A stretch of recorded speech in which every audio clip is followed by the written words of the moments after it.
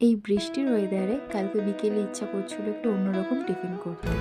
তারপরে কী খাবো না বুঝতে পেরে ফ্রিজ খুলেই দেখলাম অল্প একটু ফুলকপি আছে আর ঘরে রয়েছে বেসন। তো বেসনের মধ্যে একটু টক দই, লেবু, কালো জিরে আর বেসিক কিছু মশলা দিয়ে একটা ব্যাটার তৈরি করে নিলাম।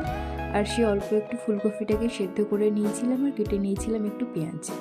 আমি একটু এই ব্যাটারের মধ্যে টক দই আর লেবুটা বেশি দিতেই পছন্দ করি, কারণ এই দুটো একটু বেশি হলে যত টকটা বেশি হয় আমার ততই কিন্তু জিনিসটা খেতে ভালো লাগে।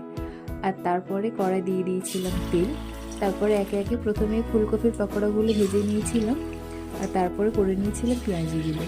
আমার হাত লাগাতে একদমই ইচ্ছা করছিল না, তাই চামচে যা হয় তাই দিয়েই কাজ সেরে নিয়েছিলাম। কিন্তু দেখতে যেমনই হোক, খেতে কিন্তু পকোড়াগুলো দারুণ হয়েছিল। আর সাথে ছিল গরম গরম চা। আর এই দিয়েই কালকে বিকেলে টিফিনটা আমরা সেরেছিলাম।